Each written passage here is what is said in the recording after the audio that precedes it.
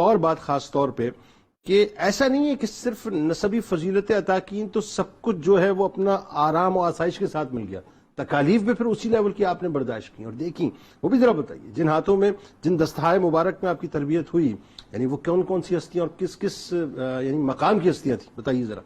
اعوذ باللہ من الشیطان الرجیم، بسم اللہ الرحمن الرحیم۔ بہت شکریہ جنید بھائی آپ کا۔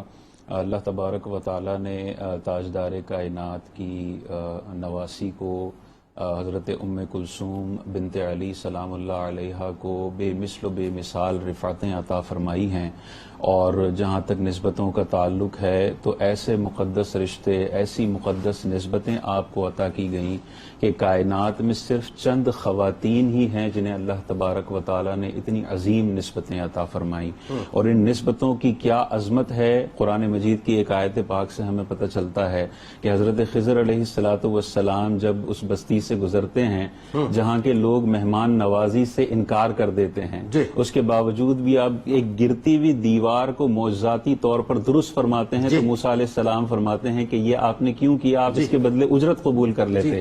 تو قرآن مجید میں اللہ تعالیٰ ارشاد فرماتا ہے وَكَانَ أَبُوهُمَا صَالِحًا، یہ دیوار اس لیے صحیح کی گئی کہ یہ دیوار جن دو یتیم بچوں کی ہے اس کا باپ نیک تھا، اس کی نسبت کی وجہ سے اللہ تبارک و تعالیٰ نے نبی کو بھیجا ان کی دیوار کو درست کرنے کے لیے۔ تو اندازہ کریں، مفسرین فرماتے ہیں ان بچوں کی 7ویں پشت کا جو باپ تھا وہ نیک تھا۔ اندازہ کریں 7ویں پشت کے باپ کی کے نیک ہونے کی برکتیں 7ویں پشت کے بعد پیدا ہونے والی اولاد کو عطا ہوتی ہیں۔ مثال یہاں پوری ہو گئی کہ 7 نسلوں میں جو ہے وہ نیکی جاتی ہے، خیر جاتی ہے، نیکی جاتی ہے، بالکل۔ تو اندازہ کریں کہ 7ویں پشت میں یہ برکتیں ہیں۔ حضرت ام کلثوم سلام اللہ علیہ کی نسبتیں اگر ہم دیکھیں تو بھائیوں میں وہ بھائی ہیں جنہیں حضور علیہ الصلوۃ والسلام نے جنتی نوجوانوں کا سردار فرمایا ہے۔ بہن وہ ہیں جو سیدہ زینب سلام اللہ علیہ، عقیلہ بنی ہاشم، عقیلہ بنی ہاشم، اور والدہ سیدہ کائنات فاطمہ الزہرا سلام اللہ علیہ۔ اتنی عظیم نسبت اللہ تبارک و تعالی نے عطا فرمائی۔ اور والد کون ہیں؟ مولائے کائنات حضرت علی کرم اللہ وجہ الکریم۔ اور نانا کون ہیں؟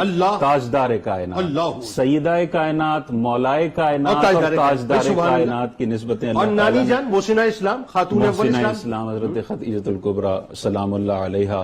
اتنی زبردست نسبتیں اللہ تبارک و تعالی نے آپ کو عطا فرمائی ہیں۔ بچپن کی جو آپ نے تکالیف کا جہاں تک تذکرہ کیا تو آپ کی عمر مبارک تقریباً 1 سے 2 سال تھی کہ آقا دو جہاں صلی اللہ علیہ وسلم سے جدائی کا وقت قریب آ گیا۔ تو جب جدائی کا وقت قریب آیا تو آقا علیہ الصلوۃ والسلام نے سیدہ کائنات سے ارشاد فرمایا کہ بچوں کو لے آئیں۔ تو سیدہ کائنات اپنے سارے بچے، اس میں یہ سب سے چھوٹی 1 سے 2 سال کی عمر میں حضور علیہ الصلوۃ والسلام کی بارگاہ میں آتے ہیں۔ یہ بچے سارے حضور علیہ الصلوۃ والسلام کی جدائی کے غم میں روتے ہیں۔ آقا علیہ الصلوۃ والسلام سب بچوں کو سینے سے لگاتے ہیں اور پیشانی پر بوسہ دیتے ہیں۔ اندازہ کریں تاجدار کائنات ہیں، ان کا صرف چھو جانے کی رفعتیں کتنی ہیں۔ بخاری کی ایک روایت سے ہمیں پتہ چلتا ہے کہ جب لکڑی کا تنا حضور کی کمر مبارک سے جدا ہوتا ہے تو ایسا بلک بلک کر روتا ہے کہ حضور فرماتے ہیں اگر میں اسے سینے سے نہ لگاتا یہ قیامت تک اسی طرح بلکتا رہتا۔ سوچیں تاجدار کائنات کے لبہائے مبارک جن پیشانیوں کو چومیں ان کی عظمتوں اور رفتوں کا کیا عالم ہوگا۔ اور ان سارے بچوں میں جو سب سے چھوٹی ہیں وہ ام کلثوم سلام اللہ علیہ۔ جب آخری وقت ہوگا اندازہ کریں اس ماحول میں سب سے زیادہ پیار تاجدار کائنات نے کسے فرمایا ہوگا؟ وہ جو سب سے چھوٹی ہیں سلام اللہ علیہ ام کلثوم۔